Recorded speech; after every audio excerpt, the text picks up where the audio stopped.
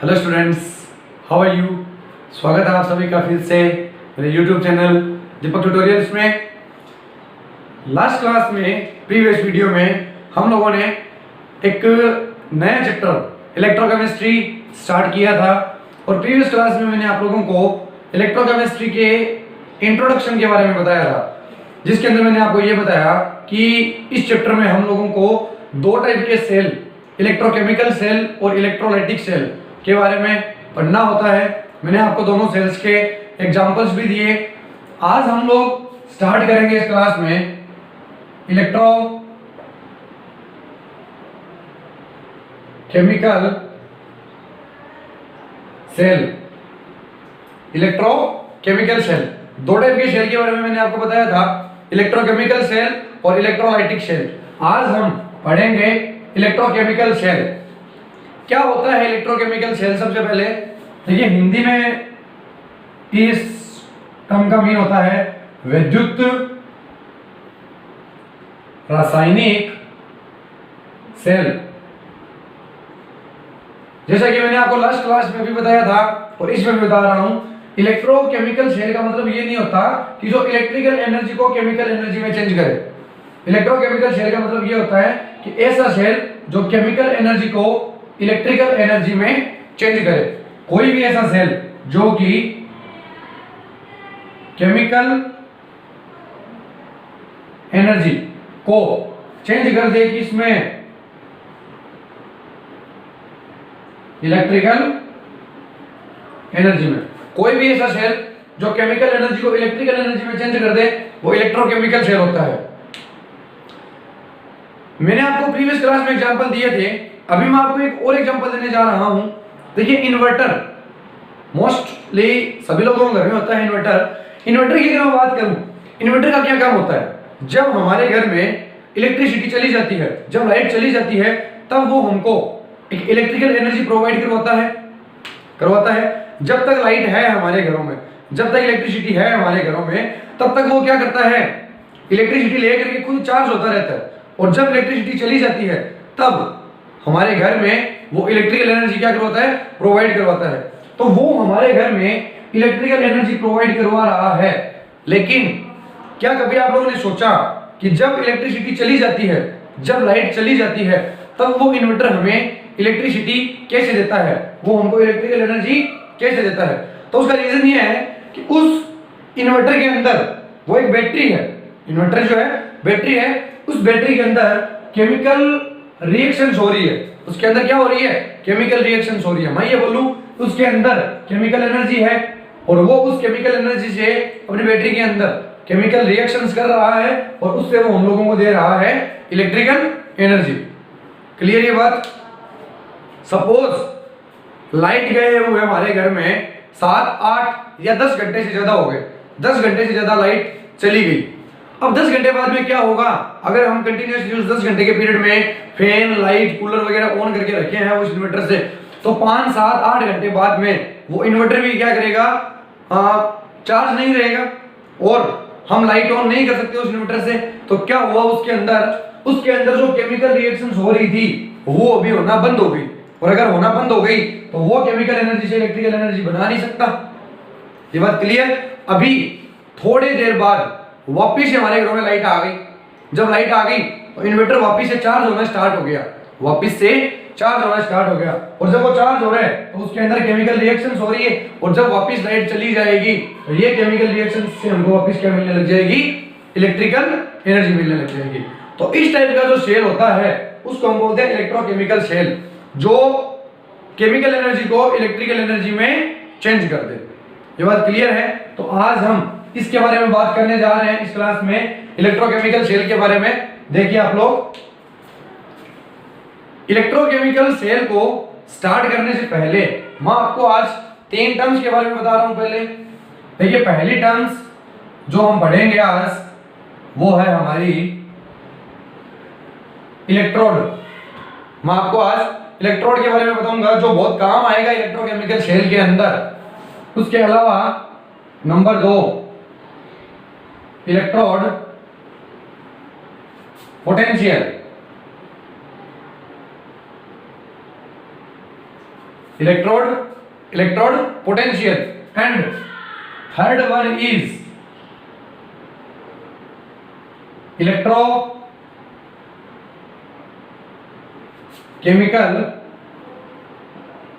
Series. ये तीन terms पहले आपको पढ़नी है, electrode potential and electrochemical series.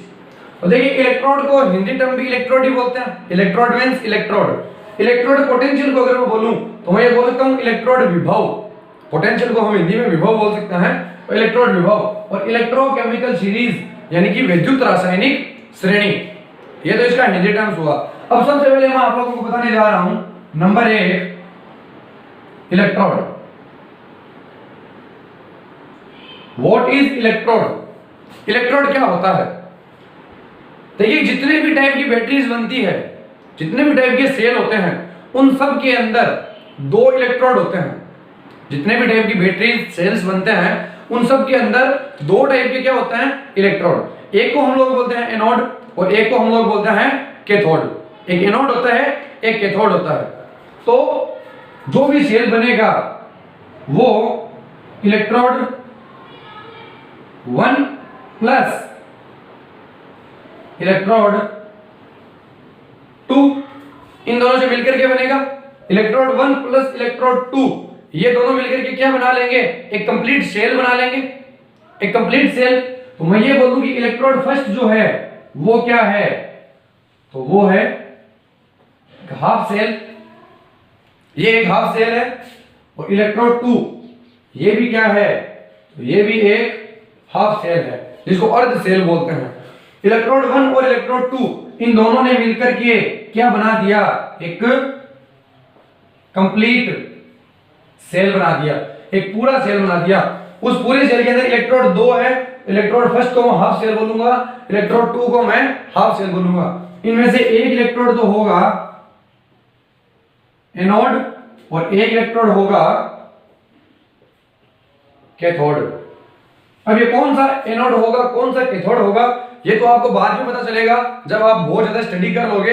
लेकिन हाल फिलहाल आप लोग इतना मान करके चलिए, मान करके क्या ये चीज होती भी है कि कोई भी जनरली सेल होता है, कोई भी सेल इलेक्ट्रोकेमिकल सेल जो भी होता है वो 2 इलेक्ट्रोड से मिलकर के बनता है। तो एक इलेक्ट्रोड को मैंने बोल दिया एक हाफ सेल और दूसरे इलेक्ट्रोड को मैंने बोल दिया दूसरा हाफ सेल। तो 2 हाफ सेल मिलकर के क्या बना लेंगे? एक कंप्लीट सेल। अब इनमें से एक इलेक्ट्रोड को मैं बोलूंगा एनोड और दूसरे इलेक्ट्रोड को मैं बोलूंगा कैथोड। क्लियर है ये बात? अभी ये बात क्लियर नहीं हो पाई कि व्हाट इज इलेक्ट्रोड, इलेक्ट्रोड होता क्या है। ये तो मैंने बता दिया कि कोई भी सेल 2 इलेक्ट्रोड से मिलकर के बनेगा, दोनों को हाफ सेल बोलेंगे, एक एनोड होगा एक कैथोड होगा। लेकिन ये बात अभी क्लियर नहीं हुई कि व्हाट इज इलेक्ट्रोड, इलेक्ट्रोड होता क्या है। तो देखिए मैं आप लोगों को डेफिनेशन देने से पहले कुछ जनरल इलेक्ट्रोड्स के बारे में चीजें बता रहा हूं जिनसे आपको क्लियर समझ में आ जाएगा कि इलेक्ट्रोड क्या होता है। देखिए जिंक का अगर आपको इलेक्ट्रोड बनाना है, इलेक्ट्रोड जनरली किसी मेटल का भी हो सकता है, किसी गैस का भी हो सकता है। तो मान लो आप जिंक का इलेक्ट्रोड बना रहे हो तो क्या करो, जिंक प्लस 2 को जिंक के साथ में रख दो, इलेक्ट्रोड बन जाएगा। कॉपर का इलेक्ट्रोड बना रहे हो, कॉपर प्लस 2 को कॉपर के साथ में रख दो, कॉपर का इलेक्ट्रोड बन जाएगा। आप निकिल का इलेक्ट्रोड बना रहे हो, आप निकिल को निकिल प्लस 2 के साथ रख दो, निकिल का इलेक्ट्रोड बन जाएगा। अब हाइड्रोजन का इलेक्ट्रोड बना रहे हो तो आप H2 को H प्लस के साथ रख दो, इलेक्ट्रोड बन जाएगा। क्लोरीन का इलेक्ट्रोड बना रहे हो, आप Cl2 को Cl निगेटिव के साथ रख दो, इलेक्ट्रोड बन जाएगा। तो क्या होता है इलेक्ट्रोड? अगर मैं इन सभी एग्जांपल्स को देखूं, इन सारे एग्जांपल्स जो मैंने अभी आपको बताए इनके बारे में देखें तो हमें एक चीज कॉमन देखने को मिल रही है कि मेरे को जिस चीज का भी इलेक्ट्रोड बनाना है, मैंने जिंक का इलेक्ट्रोड बनाना था, इन दोनों चीज को एक साथ रख दिया, जिंक का इलेक्ट्रोड बन गया। कॉपर का इलेक्ट्रोड बनाने के लिए इन दोनों को एक साथ रख दिया, कॉपर का इलेक्ट्रोड बन गया। निकल के लिए इन दोनों को एक साथ रख दिया, निकल का इलेक्ट्रोड बन गया। तो किसी भी एलिमेंट की, कोई भी एलिमेंट पीरियोडिक टेबल के अंदर किसी भी एलिमेंट की दो अलग अलग ऑक्सीडेशन स्टेट को, दो अलग अलग ऑक्सीकरण अवस्थाओं को यदि एक साथ रख दिया जाए तो वह इलेक्ट्रोड बन जाता है। ये बात क्लियर है?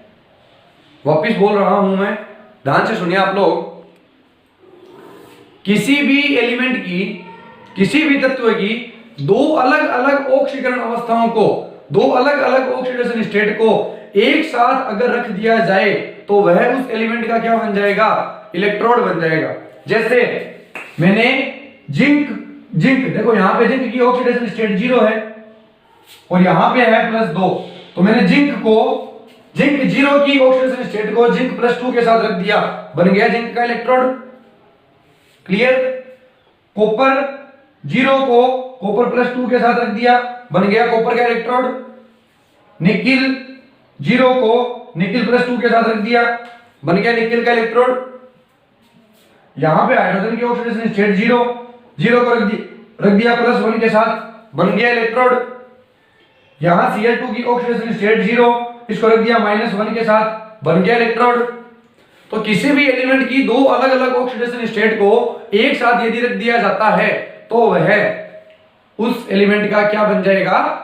इलेक्ट्रोड बन जाएगा। क्लियर है बात? और आगे देखिए आप लोग, देखिए आप लोगों को कोई बोल दे कि जिंक का इलेक्ट्रोड बनाना है, कैसे बनाओगे? तो देखिए जिंक का इलेक्ट्रोड, जिंक इलेक्ट्रोड, यदि जिंक का इलेक्ट्रोड बनाना है तो आप जिंक +2 को जिंक के साथ में रख दो, बनेगा इलेक्ट्रोड। कैसे रखते हैं साथ में वो देखिए। तो आपने यहां पर लेबोरेटरीज के अंदर बहुत सारे आपके बीकर या और इलेक्ट्रोड बनाने के बहुत सारे कंटेनर्स होते हैं। इसके अंदर आप लोगों ने एक सॉल्यूशन भरा, इसके अंदर आप लोगों ने एक सॉल्यूशन भरा, किस चीज का? ZnSO4 का एक्वस सॉल्यूशन। आपने ZnSO4 का एक्वस सॉल्यूशन ले लिया, इसके अंदर आपने लगा दिया एक वायर या एक कोई भी इलेक्ट्रोड, ठीक है, जो किस मेटल का था? जिंक मेटल का था। अभी आप ये बताइए कि जो मैंने ये वायर लिया है जिंक मेटल का, इसकी ऑक्सीडेशन स्टेट कितनी है? 0। जो यहां मैंने सॉल्यूशन लिया है ZnSO4 का, इसमें क्या है? Zn का चार्ज +2 और SO4 का -2। तो इस सॉल्यूशन के अंदर जो जिंक प्रेजेंट है वो है Zn+2 में, और जो रोड जो जिंक मेटल प्रेजेंट है वो है जिंक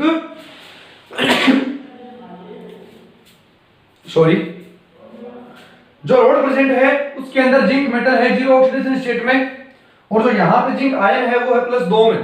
तो यहां पर इस जगह पे जिंक 0 और जिंक +2 एक साथ कनेक्शन में आए कि नहीं आए? आए। तो ये बन गया जिंक का इलेक्ट्रोड। ये बात क्लियर है अच्छे से? अभी अगर आपको कोई बोल दे कि आपको कॉपर का इलेक्ट्रोड बनाना है, आपको कॉपर का इलेक्ट्रोड बनाना है, कॉपर का इलेक्ट्रोड बनाने के लिए क्या करोगे? यहां पे सॉल्यूशन भर लो आप CuSO4 का एक्वस सॉल्यूशन। बताओ CuSO4 है तो Cu है +2 में, इसके अंदर आप कॉपर मेटल का वायर लगा दो, तो 0 ऑक्सीडेशन स्टेट में है, तो ये बन गया आपका कॉपर का इलेक्ट्रोड। क्लियर है? अभी जो इलेक्ट्रोड बनते हैं वो दो कंडीशन में बनते हैं। एक तो बनता है स्टैंडर्ड इलेक्ट्रोड, स्टैंडर्ड इलेक्ट्रोड, और एक बनता है non standard electrode. Standard electrode और non standard electrode. Standard electrode को हम बोलते हैं मानक इलेक्ट्रोड और इसको बोलते हैं अमानक इलेक्ट्रोड। जनरली जो इलेक्ट्रोड बनाए जाते हैं वो स्टैंडर्ड ही बनाए जाते हैं, नॉन स्टैंडर्ड नहीं बनते। तो कोई भी इलेक्ट्रोड स्टैंडर्ड है इसका क्या पता चलेगा हमें? तो स्टैंडर्ड इलेक्ट्रोड के लिए 2-3 कंडीशंस होती है जिनको फॉलो करने से स्टैंडर्ड इलेक्ट्रोड बन जाएगा। क्या होती है? कंडीशन नंबर 1 ये है कि जो आयंस आपने लिए हैं उसकी कंसंट्रेशन 1 मोलर होनी चाहिए। 1 मोलर। आयन का मतलब कि आपने यहां पर जिंक मेटल को डाला है ZnSO4 के अंदर, यानी कि जिंक का आयन कहां प्रेजेंट है, इसमें, इस सॉल्यूशन में जिंक आयन है। तो जो ZnSO4 का सॉल्यूशन बनाया है वो 1 मोलर ZnSO4 का एक्वस सॉल्यूशन होना चाहिए, यानी कि 1 लीटर सॉल्यूशन के अंदर 1 मोल Zn+2 आयंस होने चाहिए। Condition number 1।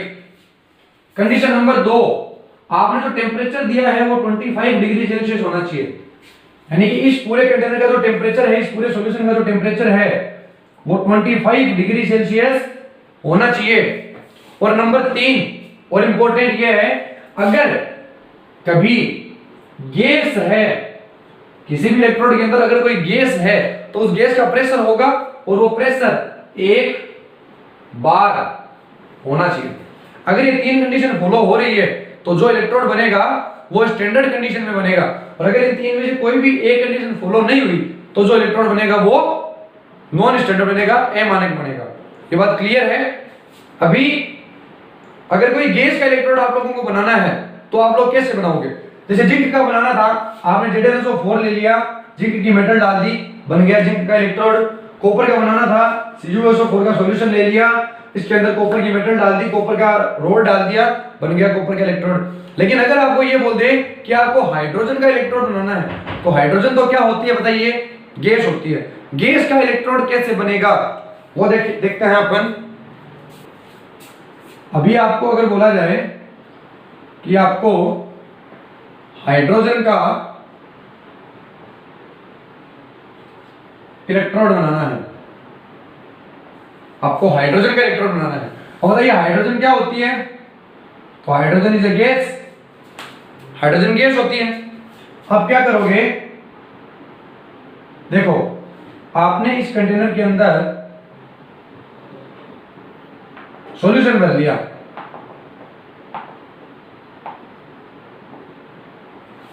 किस चीज का सॉल्यूशन लिया मैंने? तो मैंने मान लो 1 मोलर HCl का एक्वस सॉल्यूशन ले लिया, यानी कि 1 लीटर सॉल्यूशन में 1 मोल HCl प्रेजेंट है। अगर HCl प्रेजेंट है तो यहां पर H+ आयंस है कि नहीं है? इस सॉल्यूशन में क्या है? H+ आयंस प्रेजेंट है। क्लियर? अगर मेरे को इलेक्ट्रॉन बनाना है तो मेरे को उस एलिमेंट की 2 ऑक्सीडेशन स्टेट को साथ साथ रखना होगा। तो H+ यानी कि +1 ऑक्सीडेशन स्टेट, इसके साथ में मैं रख दूं 0, तो +1 और 0 अलग अलग ऑक्सीडेशन स्टेट हो गई, बन जाएगा इलेक्ट्रोड। तो इसके साथ में मैं H+ आयन के साथ में क्या रखूं? Hydrogen gas. अब बताओ गैस कहां से आएगी? तो गैस को लाने के लिए अपन क्या करेंगे?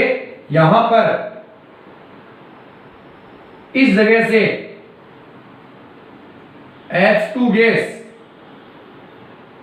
इंटर करवाएंगे, तो वो H2 गैस नीचे आएगी। तो यहां पर H2 यानी कि 0 ऑक्सीडेशन स्टेट और H+ यानी कि 1 ऑक्सीडेशन स्टेट दोनों ऐड हो जाएगी, दोनों कनेक्ट हो जाएगी आपस में, तो बन जाएगा हाइड्रोजन का इलेक्ट्रोड। जो आयंस लिए हैं उसकी कंसंट्रेशन 1 मोलर है। जो गैस आप डाल रहे हो उसका प्रेशर कैसा होना चाहिए?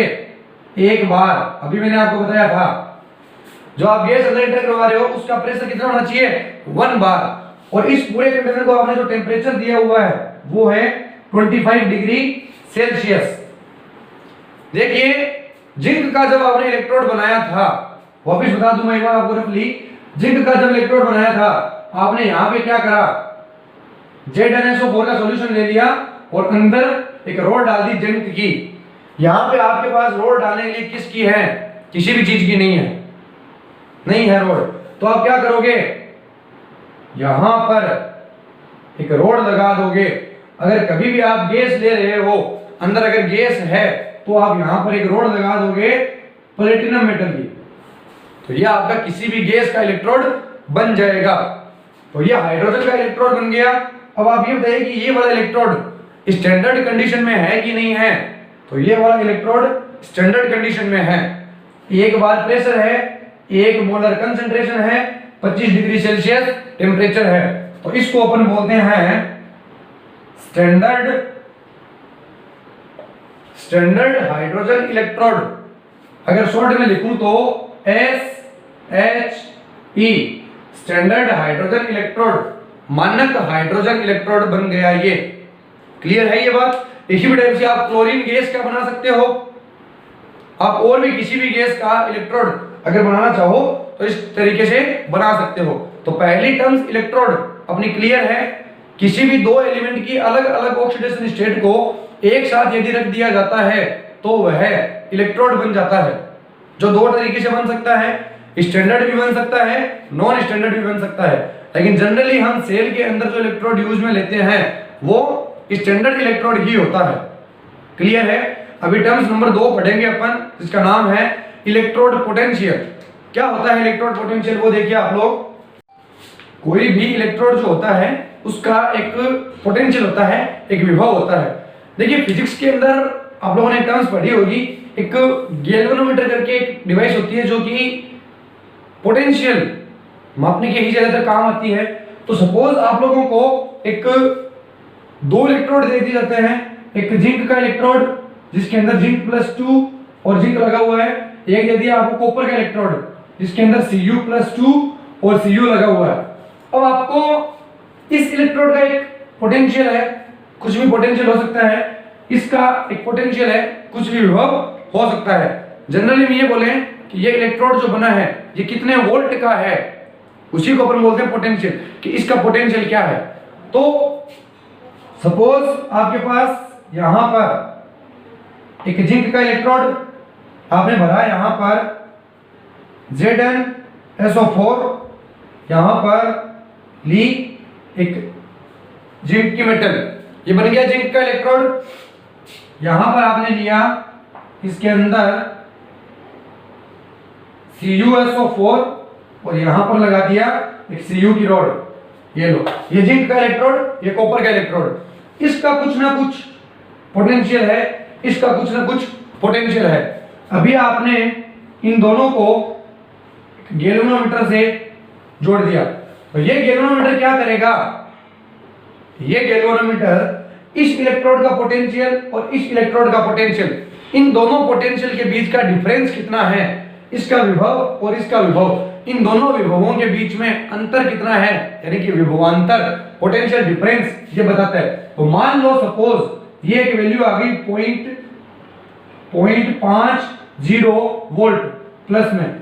इसका मतलब क्या है, इसका मतलब ये नहीं है कि ये 0.5 इस पोटेंशियल का, इस इलेक्ट्रोड का पोटेंशियल है, या ये 0.5 इस इलेक्ट्रोड का पोटेंशियल है। इस 0.5 का मतलब ये है कि इस वाले इलेक्ट्रोड और इस वाले इलेक्ट्रोड का जो पोटेंशियल है, उन दोनों के बीच का जो डिफरेंस है वो डिफरेंस इतना है।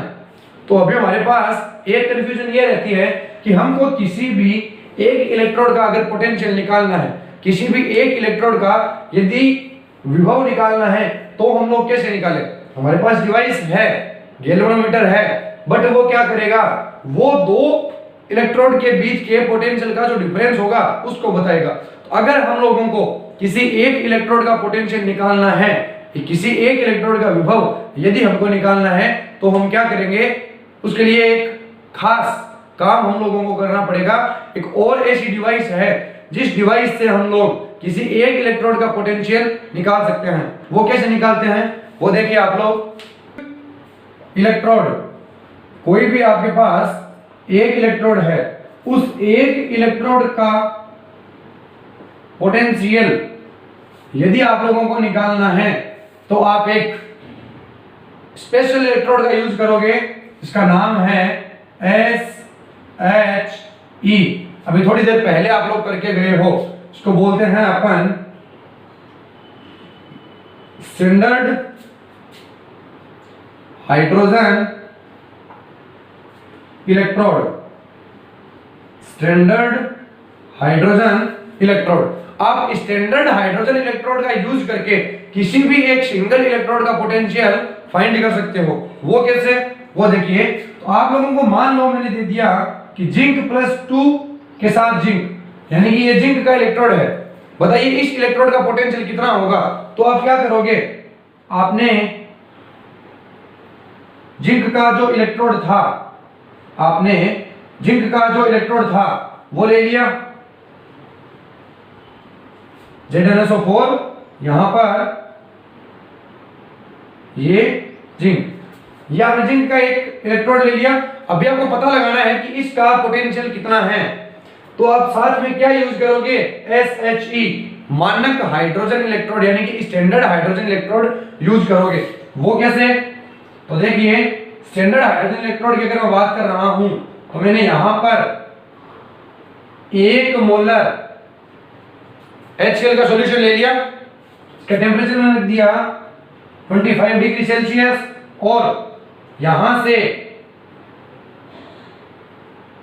क्या कर रहे हैं अपन, अंदर एक गैस आ रही है H2 गैस, जिसका प्रेशर एक बार रख दिया, और इसके अंदर मैंने यहां पर एक प्लेटिनम का रोड लगा दिया।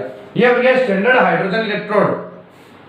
जब मैंने इन दोनों को गैल्वेनोमीटर से कनेक्ट करा तो बताओ गैल्वेनोमीटर क्या बताएगा, इस इलेक्ट्रोड के पोटेंशियल और इस इलेक्ट्रोड के पोटेंशियल के बीच में डिफरेंस कितना है वो बताएगा। तो मान लो यहां पर आपके पास वैल्यू आ गई -0.76 वोल्ट। तो ये -0.76 वोल्ट क्या है, ये इन दोनों इलेक्ट्रोडों के बीच का पोटेंशियल डिफरेंस है। और मैं ये कहूंगा कि यदि आपने कोई भी इलेक्ट्रोड SHE के साथ लगाया है और जो डिफरेंस आपको यहाँ पे मिल रहा है वो डिफरेंस क्या होगा, वो डिफरेंस उस वाले इलेक्ट्रोड का पोटेंशियल होगा। यहाँ पे कितना वैल्यू आई है आपके पास, -0.76 वोल्ट। तो ये -0.76 वोल्ट क्या है, ये जिंक के इलेक्ट्रोड का पोटेंशियल है। हमें कैसे पता चला, तो मैं ये कह रहा हूं आपको कि जो स्टैंडर्ड हाइड्रोजन इलेक्ट्रोड होता है उसका खुद का पोटेंशियल कितना होता है, ±0.0 वोल्ट। इस इलेक्ट्रोड का खुद का पोटेंशियल कितना है, स्टैंडर्ड कंडीशन में 0.0 वोल्ट, ओनली 0 वोल्ट है। तो ये जो यूनिट यहाँ पे आ रही है ये क्या होगा, इन दोनों के बीच का डिफरेंस आएगा। और डिफरेंस भले कितना भी आए, अगर -0.6 है तो डिफरेंस का मतलब अगर इसका पोटेंशियल 0.0 वोल्ट है तो इसका कितना होगा, -0.76 वोल्ट। तो यदि किसी भी एक सिंगल इलेक्ट्रोड का पोटेंशियल हम लोगों को निकालना है तो हम उसके लिए SHE स्टैंडर्ड हाइड्रोजन इलेक्ट्रोड को यूज में लेंगे, जिससे क्या होगा, किसी भी एक सिंगल इलेक्ट्रोड का पोटेंशियल निकाला जा सकता है, क्योंकि SHE का स्टैंडर्ड हाइड्रोजन इलेक्ट्रोड का खुद का जो पोटेंशियल होता है वो 0 वोल्ट होता है। तो ये बात क्लियर है। इलेक्ट्रोड क्या होता है, इलेक्ट्रोड पोटेंशियल क्या होता है। देखिए किसी भी एलिमेंट के दो अलग अलग ऑक्सीडेशन स्टेट को एक साथ रख देने पर उस एलिमेंट का इलेक्ट्रोड बन जाता है। उस इलेक्ट्रोड का खुद का एक पोटेंशियल होता है, जिस पोटेंशियल को निकालने के लिए हमको गैल्वेनोमीटर नामक एक कोई युक्ति होती है जिसका यूज कर सकते हैं। लेकिन वहां पे अपने पास दिक्कत ये आती है कि वो दोनों इलेक्ट्रोड के बीच का जो पोटेंशियल होता है उसको बताता है। तो किसी भी एक सिंगल इलेक्ट्रोड का पोटेंशियल निकालने के लिए SHE यानी कि स्टैंडर्ड हाइड्रोजन इलेक्ट्रोड का यूज करते हैं। क्यों, क्योंकि इसका खुद का जो पोटेंशियल होता है वो होता है 0 वोल्ट। ये बात क्लियर। अभी हम बात करेंगे हमारी लास्ट टर्म्स आज की क्लास की, इलेक्ट्रोकेमिकल सीरीज। देखिए इलेक्ट्रोकेमिकल सीरीज यानी कि विद्युत रासायनिक श्रेणी।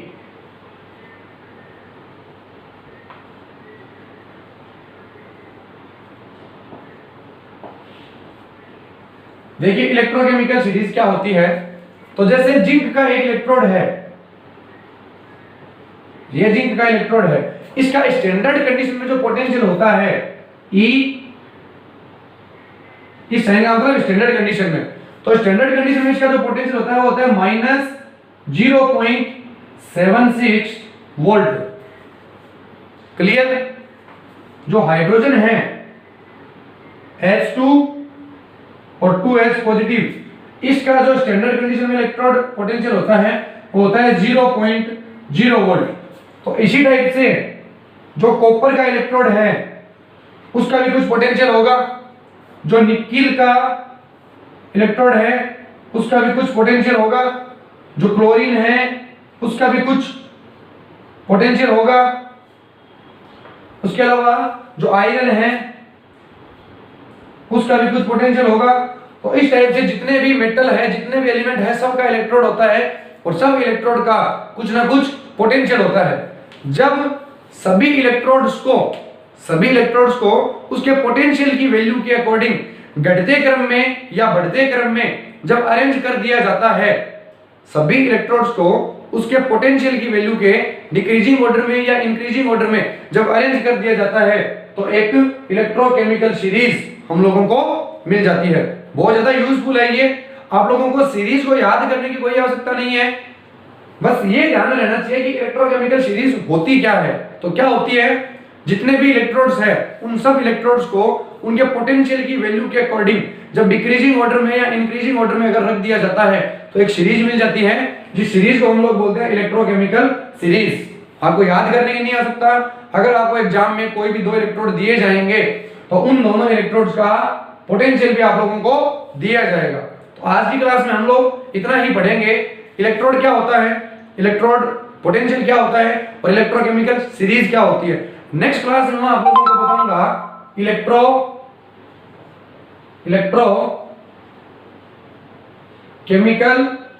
सेल। इलेक्ट्रोकेमिकल सेल जो है उसको हम नेक्स्ट क्लास में डील करेंगे।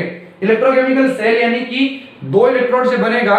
तो नेक्स्ट क्लास में आपको मैं ये बताऊंगा, अगर आपको कोई भी दो इलेक्ट्रोड दे तो उस दोनों इलेक्ट्रोड से आप इलेक्ट्रोकेमिकल सेल कैसे बनाओगे और उस बने हुए सेल का ईएमएफ कैसे निकालोगे, यानी कि वोल्टेज कि वो सेल, वो बैटरी कितने वोल्ट की है, ये सब डील अपन नेक्स्ट क्लास में करेंगे। अभी इस क्लास में इतना इनफ है। जाने से पहले मैं आपको यहाँ पे दिखा रहा हूँ इलेक्ट्रोकेमिकल सीरीज, जिसमें आप देख सकोगे कि ऊपर से नीचे तक जितने भी, ऊपर से नीचे तक आप देख सकते हैं, इसके अंदर ऊपर से नीचे तक जितने भी एलिमेंट अरेंज किए गए हैं वो सब के सब एक वैल्यूज है कि साइड में वैल्यूज है, या तो घटते क्रम के अंदर है या बढ़ते क्रम के अंदर है। तो ये जो सीरीज है, इस सीरीज को अपन अगर उल्टा करके लिखें तो भी इलेक्ट्रोकेमिकल सीरीज बनेगी। ऑर्डर जो है वो डिक्रीजिंग है, उसको इंक्रीजिंग ऑर्डर कर दो, इंक्रीजिंग को डिक्रीजिंग ऑर्डर कर दो, इलेक्ट्रोकेमिकल सीरीज बन जाएगी। आप केवल यहाँ पे ये देखिए कि ये घटते क्रम में या बढ़ते क्रम में अरेंज करके इलेक्ट्रोकेमिकल सीरीज बनाई गई है। आपको वैल्यूज नहीं याद करनी, आपको सीरीज नहीं याद करनी, आपके लिए कोई इतनी ज्यादा काम की है नहीं। केवल ये ध्यान रहना चाहिए कि इलेक्ट्रोकेमिकल सीरीज होती क्या है। तो आज की क्लास में जितना टॉपिक मैंने पढ़ाया वो क्लियर है। Electrode, electrode potential and electrochemical series, ये सारी की सारी चीजें आगे की क्लास में, इलेक्ट्रोकेमिस्ट्री की जो आगे की क्लास होने वाली है उसके अंदर अपने काम आएगी, जब आप लोग दिए गए इलेक्ट्रॉनों से इलेक्ट्रोकेमिकल सीरीज, इलेक्ट्रोकेमिकल सेल बनाओगे। क्लियर है ये बात? आगे की क्लास में हम लोग ये बनाना सीखेंगे। अगर आज की इस क्लास में आप लोगों को कोई भी प्रकार का डाउट है तो आप उसको कमेंट में डालिए, मैं आपको नेक्स्ट वीडियो में उसका आंसर श्योर दूंगा। और अगर आपको ये वीडियो पसंद आया, अगर आपको ये पढ़ाया वो सब कुछ क्लियर है तो अपने फ्रेंड्स के साथ इस वीडियो को शेयर कीजिए, ताकि वो लोग भी घर बैठ करके ही इलेक्ट्रोकेमिस्ट्री और भी बहुत सारे टॉपिक्स जो आगे वीडियो में आने वाले हैं उन सब की तैयारी कर सके। Thank you for watching.